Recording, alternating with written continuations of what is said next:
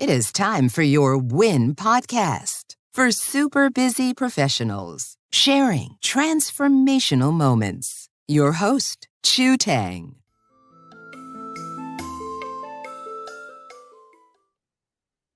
Hi, everyone. Welcome to your WIN podcast. Today, I have a very special guest, Brian. Welcome, Brian. Hello there. Hey, Brian, Merry Christmas, first of all. Merry Christmas. Thank you. Happy holidays. Merry Christmas to you. Yeah, thank you. Brian, would you share a scene with our listeners that transformed you and changed your life forever? How much time do we have? An hour? 2 hours? Sure. Hey, there are a lot of those moments, and one moment that really stands out would be the moment I became a father. My wife and I adopted a little girl from China. Mm. We flew to China to become a family. And I remember here's a guy who actually, without going into all the details why, here's a guy who didn't want to be a parent. I had spent quite a few years avoiding relationships where the other person wanted children. Then I met and married somebody who wanted kids, and I valued her relationship enough to say, well, maybe I'm not anti-kid, but I had some other strategies I was going to try, maybe I'll just make the money and let her take care of the kids or whatever the case may be. But once we were in a government office in Guangzhou, and we were waiting, and when my daughter was brought into it, we were one of 3 families at this particular location, waiting to become families. And when we had seen a picture of her, but when she came in, she looked so much more vibrant and alive than the picture, a lot of the stuff. And I raced to her, beating my wife by seconds, many seconds, scooped her up in my arms. I'd never held anybody before, never held. She was 13 months old. Wow. And there was a audible pop in my ear, like this ear. And the universe kind of turned inside out because I realized I was no longer the center of the universe. So yes, I grew up with my daughter. My daughter was a pinnacle experience in the sense that I got a chance to stop paying, attention to my indulgences and actually start being a person who could think of others. I was pretty selfish, I think, before that. So that made me a very different person. But it put me on the road. Nothing's overnight. So what happened after that? You take her home? Yeah, we had to be there for a few more days, taking care of paperwork and other stuff, and then we took her back to the United States, and it was I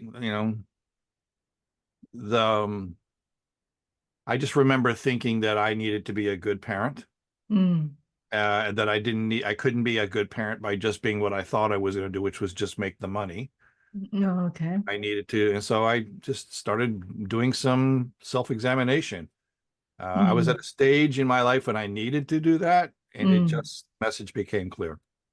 So did you have the baby room all set up ready for her? To a degree.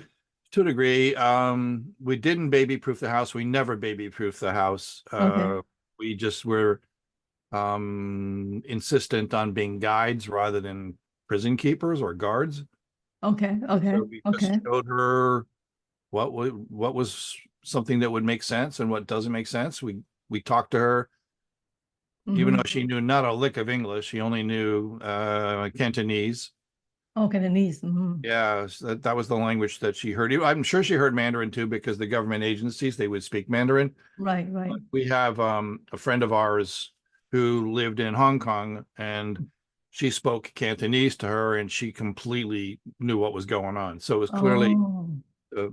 clearly she had a lot of exposure to Cantonese more than Mandarin. And then we just spoke to her like she was an adult. So she picked up the language very quickly. Wow. She didn't speak much until she was 3, but Really? Wow. she spoke words, but no full sentences started at about 3.5. Just shotgun Wow. talk a whole lot. But before that was kind of just showing up and Yeah. absorbing stuff. So was she walking at that at 13 months or? Yeah, we didn't know she was, but she was. Oh, okay.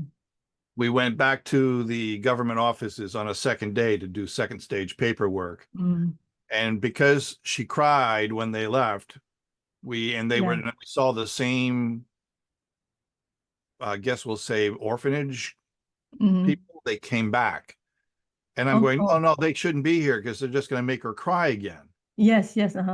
So, but it didn't work out that way. They actually sat down and you could tell she got extra attention. It was something about her where she got extra attention over the other kids, because when they came back, they ignored the other 2 kids.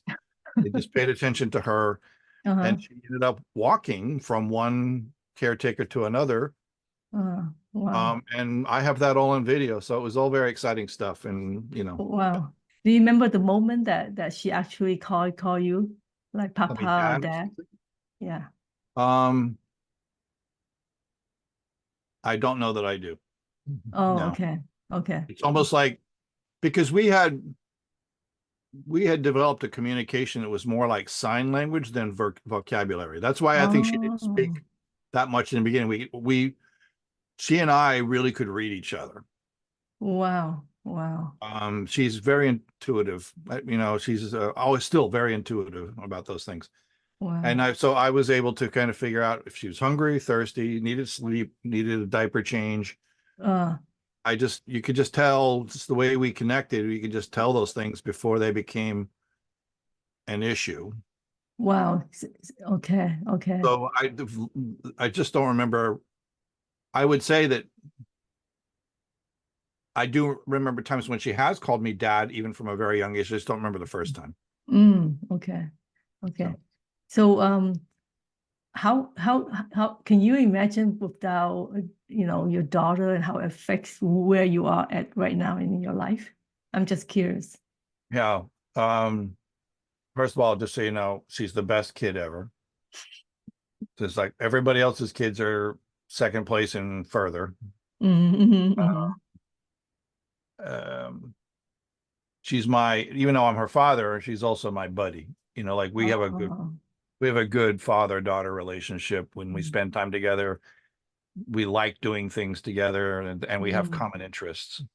So wow, that's very nice. Yeah. I admire your relationship with your daughter. Yeah. I mean, I myself, I lost my dad when I was 11, so I was always hoping that I could have a life with my dad. So yeah. And someday she'll need to deal with that. As we know, life has its cycles, but yes.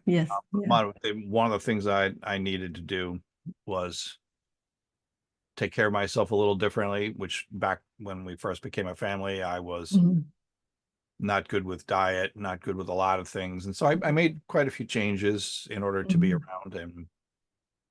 And I'm very pleased with the fact that she was a motivating factor. Yeah. Because I'm totally in love with life, and she's just part of it. Wow. That's very touching. Yeah. Thank you so much. Thank you so much for sharing this story. Thanks for the great questions. So yeah, thank you. Thanks for listening. If you enjoyed this episode, please subscribe and share. See you soon at Your Win Podcast.